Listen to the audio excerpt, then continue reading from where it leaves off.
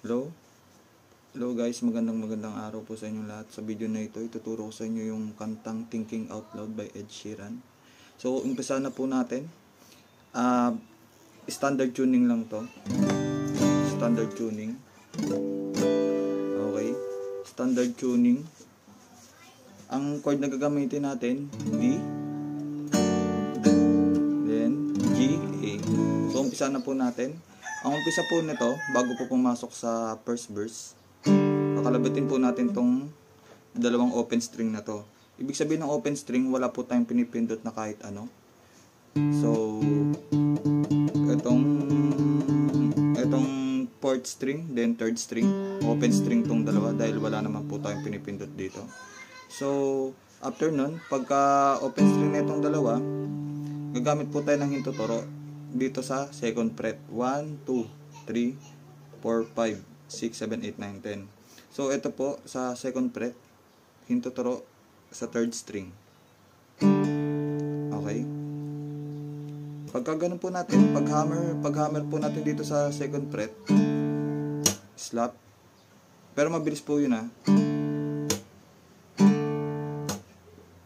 After nun, pagka hammer po natin ganyan, pagka slap, diretso pong slide from second fret hanggang fourth fret, fourth string.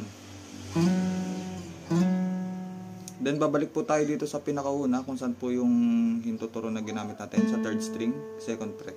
Okay? So ganito siya. Okay? After nun, pagka-slide natin, pagbalik natin dito ng hintuturo, open string dito sa second string, then bass dito sa second fret. Okay? Bali ganito siya. Okay? Pagkatapos na ito, pag bass na ito, ganyan, open string, kalabit ulit dito, then slide ulit from second fret to fourth fret. After pag slide po nito, babalik po tayo dito sa second fret, fourth string. Then pull up. Ibig sabihin ng pull up, parang hihilahin nyo po. Pull up. Okay. Then G bass sa third fret. Babalik ulit tayo dito sa fourth string, second fret. Slap, then A chord o kaya A9, fourth string, then third string, ipit po natin, dalawa lang, pero mas maganda ganito. Okay, so kapag mabuo nyo po, ganito po ang magiging tunog niya dapat.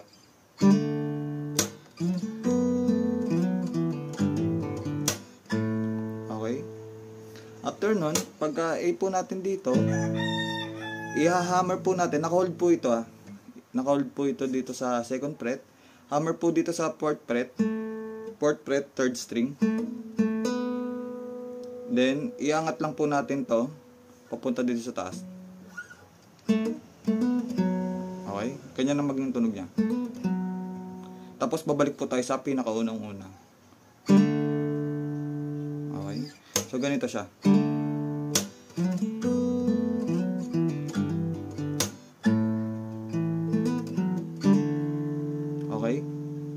After nun, so parang uulit po siya pero mag-iiba po ng tono pagdating sa G. Isa ulit, slide, bass, open string ulit. Wala po siyang pinagkaiba sa una kong tinuro. Dalawang kalabit, slide, second fret, fourth string, G,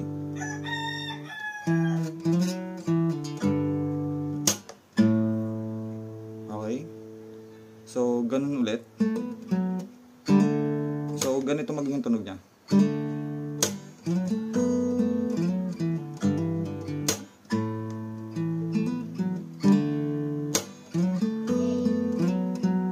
Dala pala dito,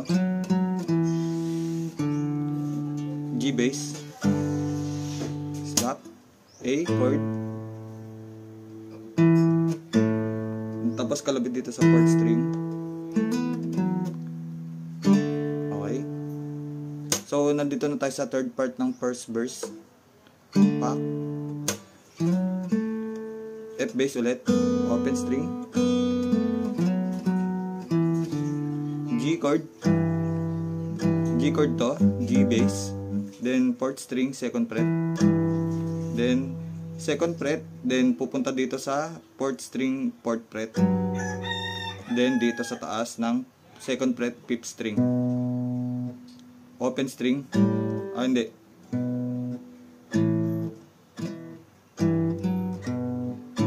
Open string. G bass. Then 5th string. Then open string dito sa 4th string. Then A. A9. Pagkakalabit ng ganito, bass, kasama tong bass. Slap. Slide ulit. Bass, open string sa 2nd string. Slide ulit. Pero ang last na slide natin ay middle finger na. Pupunta agad sa 3rd fret, bass, G. Para magkakaroon po ng delay doon. Parang ganito maging tunog nun. Okay.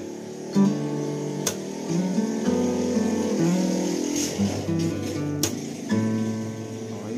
So ulitin po natin, medyo maingay.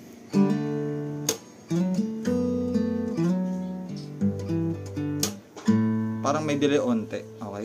So kapag mabuo nyo po yun, yung first verse, ganito po magiging tunog niya dapat.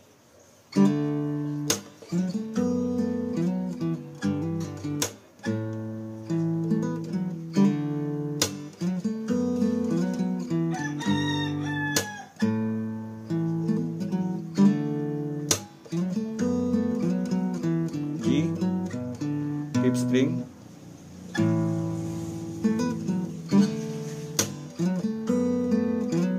Delay. Bass agad ng G. So, dito na po papapasok yung chorus. So, kapag nakuha nyo na po, pwede nyo naman pong stop and play. So, kapag hindi po kayo maintindihan na part sa first verse na to, pwede nyo naman pong i-stop, then ulit-ulitin nyo lang po. Maglalagay naman po ako dito ng tab sa screen. Then may kasama na rin pong lyrics yon para po magabayan po kayo. Okay. So dito na po tayo sa chorus part. A, nandito na tayo sa huli. Huli ng first verse. Parang pre-chorus ata to or chorus. So hindi ako nagkakamali. Okay. 3rd string, 2nd fret. Open string sa 1st string. Ihahammer nyo po yun. Bali ganito magiging tunog yan. Okay. Ganito siya. Pagkalabit dito sa paghammer dito sa 1st string, kasabay nito ng pag-slap sa body ng taas nito. So ganito. Slap. Pag-slap, kalabit. So, nandito na yung kamay natin, itong kaliwa, na nakalapat na dito sa string. Kakalabitin natin tong D,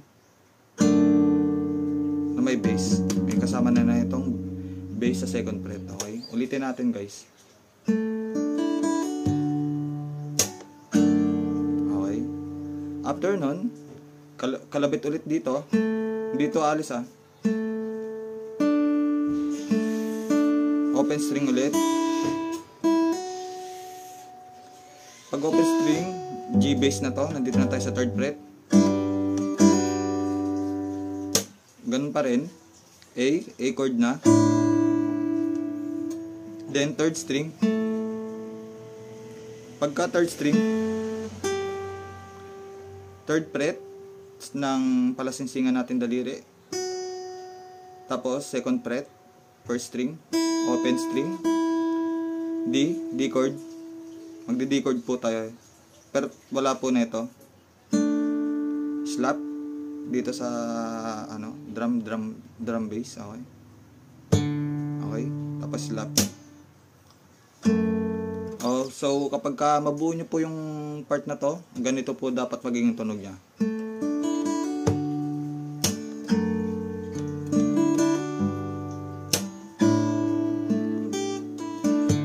Okay. Slap.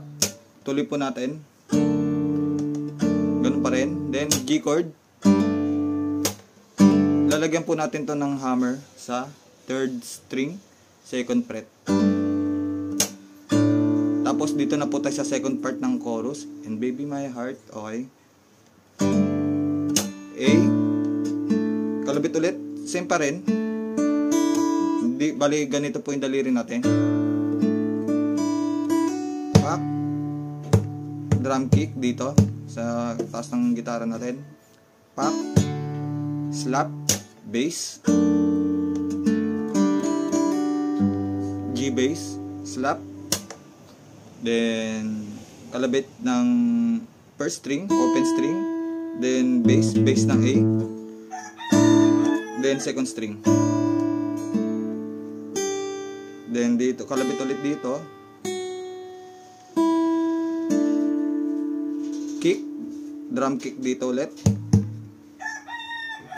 Pagkalabit dito, bass dito ng 4th string.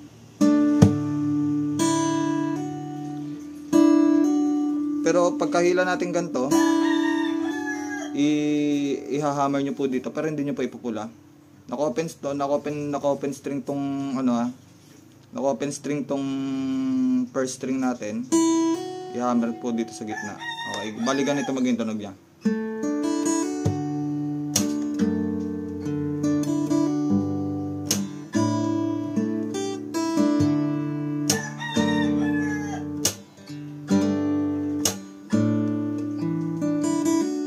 Okay. A chord. Hammer, slap. Bass. Okay, pag G chord, hammer dito sa 1st string, 2nd fret. Dalawang kalabit dito sa 2nd string. Open string dito. A chord. Pagka A chord, kalabit dito sa 2nd string.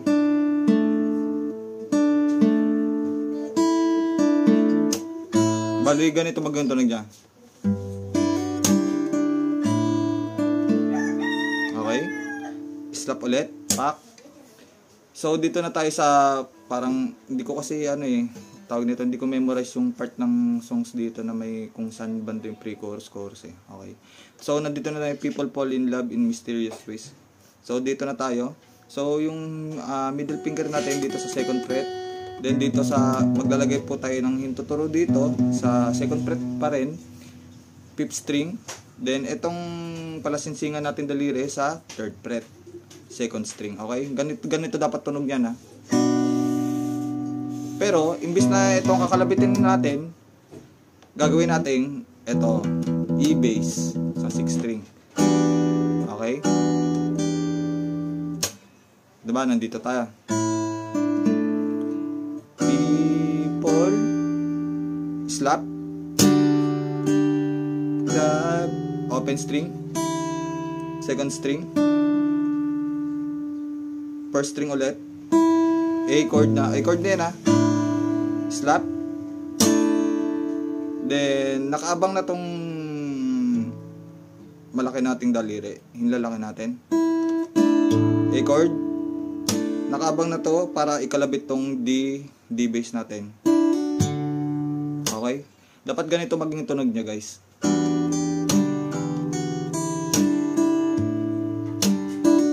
Pak. Slap. So, ganun pa rin. Touch of the hand. Okay, A chord. Tapos, me I fall in love. Okay, ganun pa rin.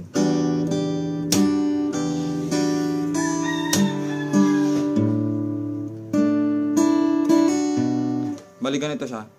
Mi. So, lalagyan natin ng sus. Okay.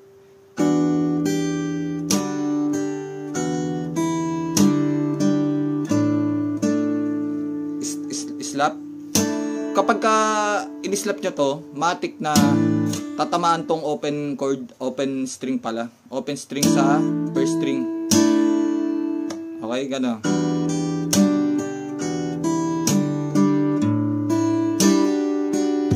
Okay. So, ganun pa rin. Dito, sa third fret. A chord. Imbis na i-ganto nyo guys, ng 4, dito tayo. Pupukpukin nyo to. Huwag yung ganun ah. So, parang okay, ganito dapat ang magiging tunog niya guys kapag mabuo nyo.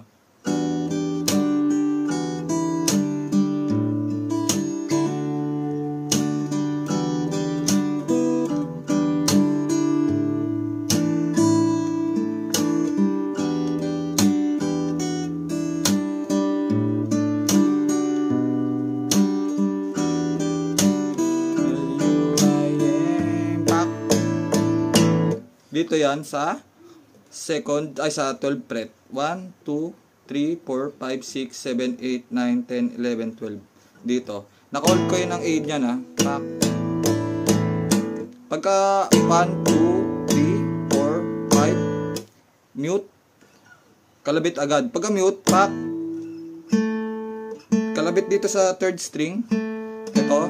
Naka-A chord kayo yan ha. Didiretso kayo ng D nyan.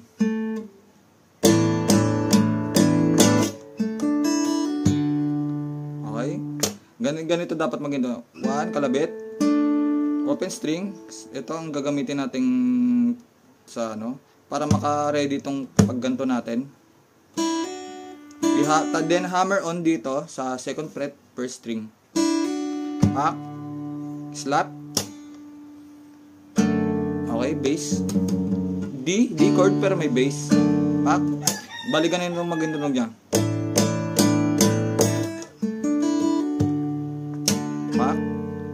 Slap, G chord. Parang paulit-ulit lang tong ano niya eh, yung tawag nito, yung may tone na paulit-ulit. Pagka G bass, G chord. Pero ang G chord natin dalawa lang. Third fret, 6 string, then third fret, second string. Pero lalagyan natin nito, i-hammer natin dito, itong hintuturo natin dito sa second fret, third string. So, honey now, pak, bass, hammer, slap. Pag slap, slide agad yung hinliliit natin dito papuntang 5th string, ay 5th fret. First string, 5th fret.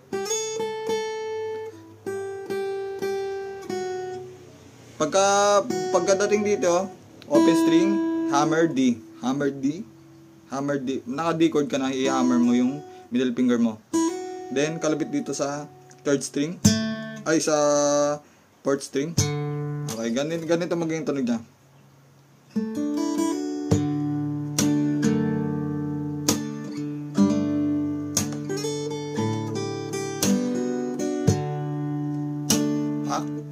F bass. Ulit-ulit. Slide. Hammer, D chord. Slide ulit. Pagka D, slap.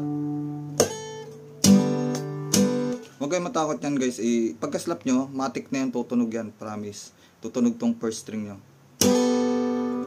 Then, pag-slide, diretso agad dito, D sus. Tatanggalin natin tong middle finger natin. Bass.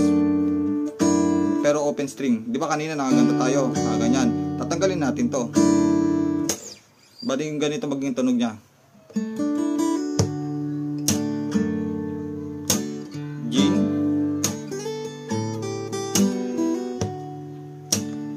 F bass. G. Slide. Hammer. Slide. Ganun pa rin, G.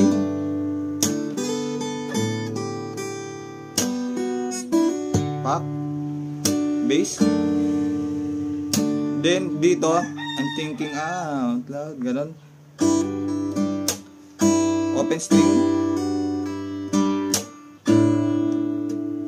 Then, kalabit dito sa third string. Pababa.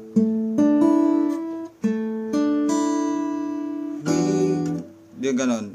Ganito pa rin yung chord na tinuro ko sa inyo kanina. Open string, bass, D. Open string pa rin ha.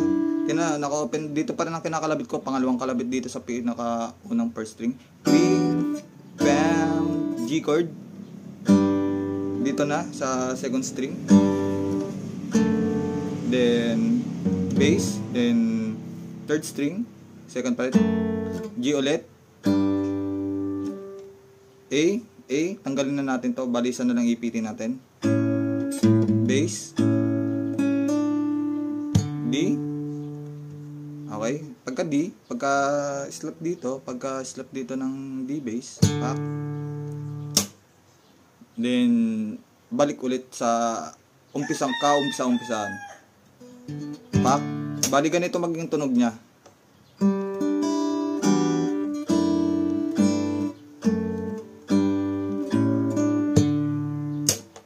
Pak.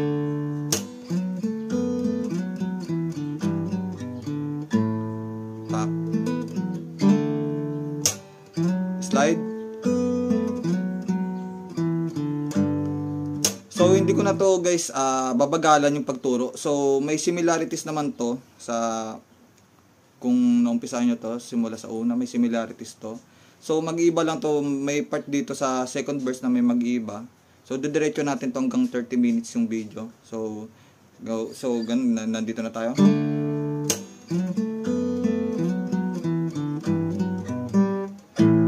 So kapag may part na hindi ko maintindihan, tulad ng sinabi ko kanina, stop and play nyo lang po. Then maglalagay na lang po ako ng tab sa screen, okay?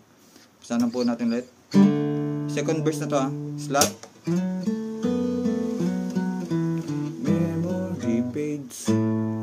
A. Slide. Slap. A. Fourth string.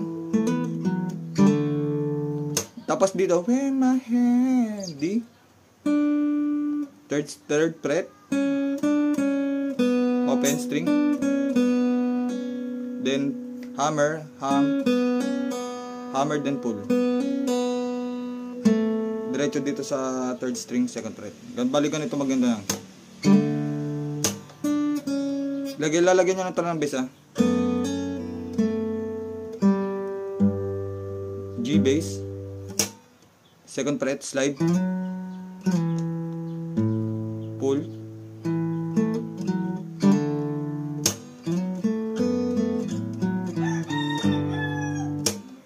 So, ayun na nga. Kapag mabuo nyo, ganito maging tunog niya dapat.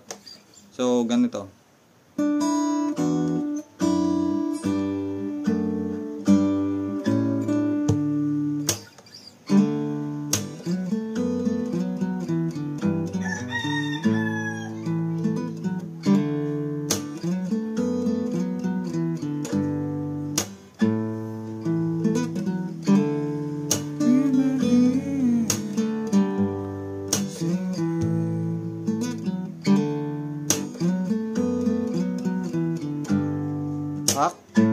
So honey your, so papasok ulit yung pre-chorus.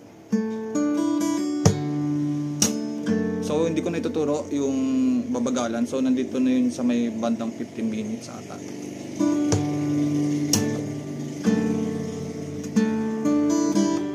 Same pa rin.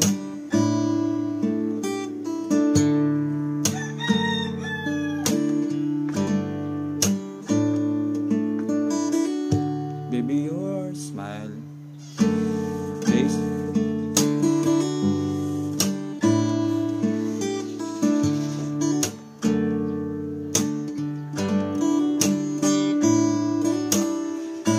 I'm thinking about loud. Dito ba?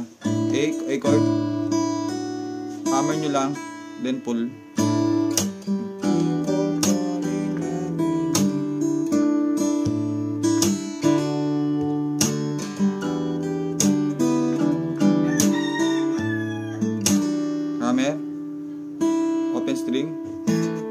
third string, second fret.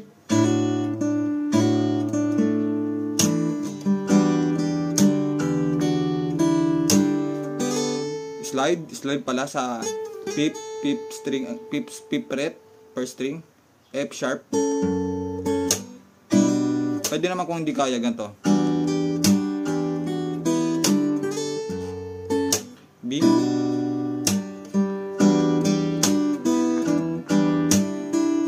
Pak.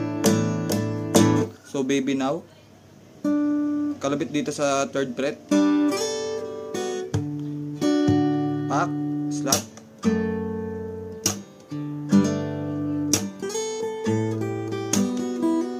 A. G.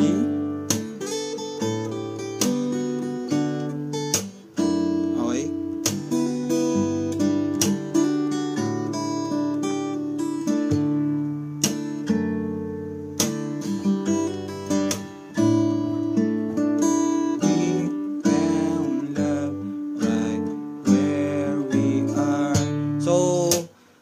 Dito ko na guys pala puputulin tong video na to kasi sobrang haba na po.